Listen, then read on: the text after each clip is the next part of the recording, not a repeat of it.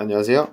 금융전문가 윤사부입니다. 이번 2025년 4월에 일시납연금보험으로 핫했던 사가 상품 판매 중지가 되면서 연금 시장에도 여러가지 변화가 있었는데요. 그래서 오늘은 앞으로는 일시납연금보험을 어디로 준비하는 게 가장 유리한지 하나하나 설명드릴 테니 영상 꼭 끝까지 시청해주세요.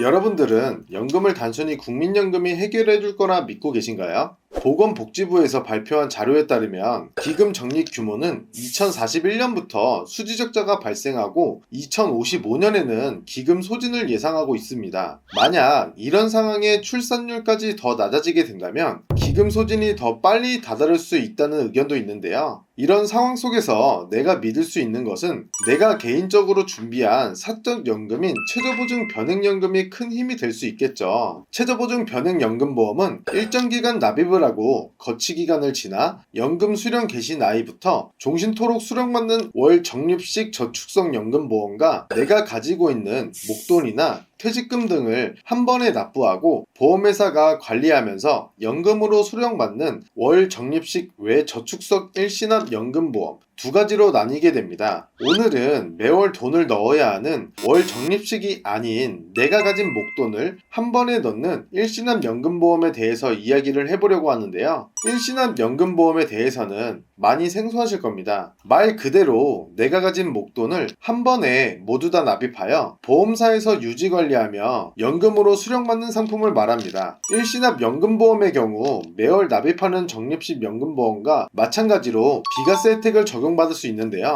비과세 혜택 받기 위해선 특정 조건에 부합해야 합니다. 먼저 월 적립식 연금보험의 경우 매월 최대 150만원까지 납입기간 동안 균등한 금액을 납입해야 하며 납입기간은 5년 이상, 납입기간 포함, 보험기간은 10년 이상인 상품만 가능합니다. 그리고 추가 납입을 포함해 연간 1,800만원을 넘지 않아야 하며 선납은 최대 6개월까지만 가능한데요. 이 조건을 지킨다면 월 적립식 연금보험에서는 비과세 혜택을 받아가실 수 있습니다. 그리고 일시납 연금보험의 경우 전체 기간 중 총 보험료 합계액이 1억 원을 넘지 않아야 하며 납입기간에 제한을 따로 없지만 총 보험기간은 월 적립식과 동일하게 10년 이상이어야만 가능합니다. 일시납 연금보험의 경우 월 적립식 연금보험보다 비과세 조건이 비교적으로 쉬운 편이라고 볼 수 있는데요. 단순히 납입하는 금액이 1억이 넘지 않고 보험기간이 10년 이상만 되면 비과세 혜택을 받을 수 있으니까요. 그럼 여기서 이런 의문점이 생기실 겁니다. 내가 만약 월 적립식 연금보험을 150만원 내고 있다면 이미 비과세의 한도가 가득 찼으니 일시납 연금보험은 비과세 혜택 적용이 불가능하다고 생각할 수 있습니다. 하지만 이거 잘못 알고 계신 겁니다. 월 적립식 저축성 보험과 월 적립식 외 저축성 보험과의 비과세 적용은 따로 되기 때문에 내가 만약 매월 150만원씩 내고 있다고 하더라도 일시납 연금보험으로 1억을 준비한다면 두 연금보험 모두 비과세를 적용받을 수 있습니다. 그럼 일시납 연금보험을 가입할 때 추천하는 회사와 조건은 무엇을 따져봐야 할까요? 첫 번째로는 높은 연금액입니다. 연금액은 실질적으로 내가 받아가는 돈이기 때문에 가장 우선시 되어야 할 부분이죠. 연금액은 보통 이율에 따라 결정되지만 간혹 이율이 낮은 상품이더라도 연금 지급률이 높다면 이율이 높은 상품보다 연금액이 높은 경우도 있으니 단순히 이율만 높은 회사만 찾을 게 아니라 연금 지급률까지 꼭 살펴보셔야 합니다. 두 번째로 최저사망 보증액이 높은 회사를 찾으셔야 합니다. 최저사망 보증액이란 내가 연금을 수령받을 시점이 됐을 때 내가 사망하게 된다면 유족들이 받아가는 사망보험금이라고 볼 수 있습니다. 간혹 내가 사망하는 경우 납입한 원금만 보장하는 연금보험도 있었습니다. 이런 일을 방지하기 위해 최저사망 보증액이 높은 회사를 선택하시는 게 좋겠죠.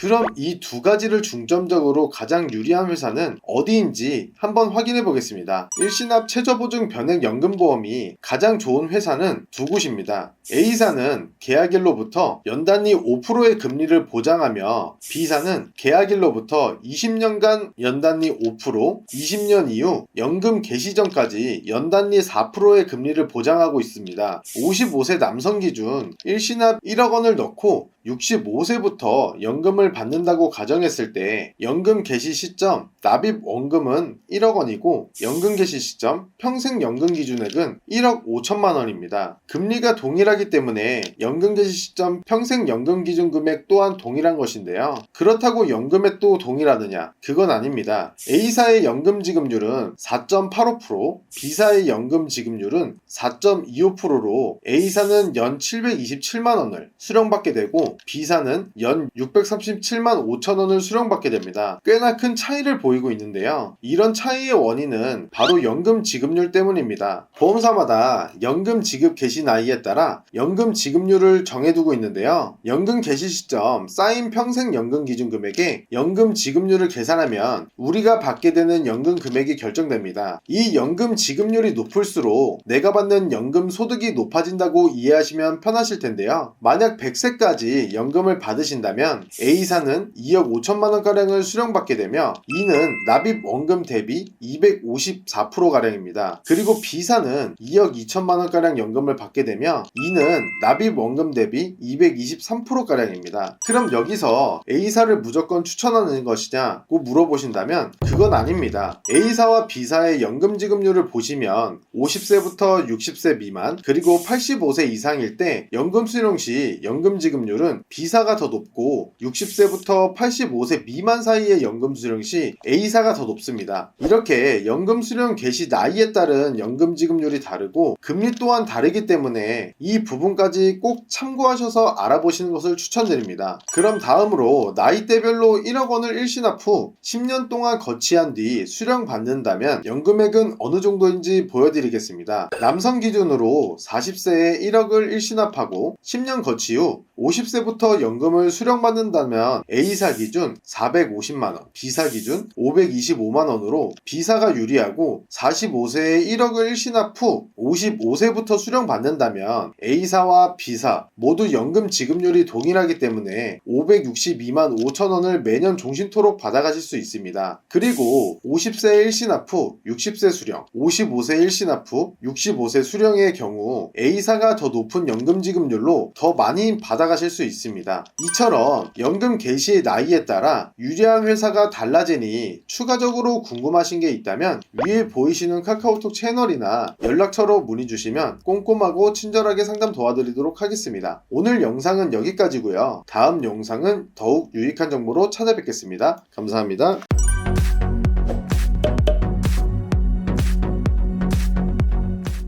본 광고는 심의 기준을 준수하였으며 유효기간은 심의 일로부터 1년입니다.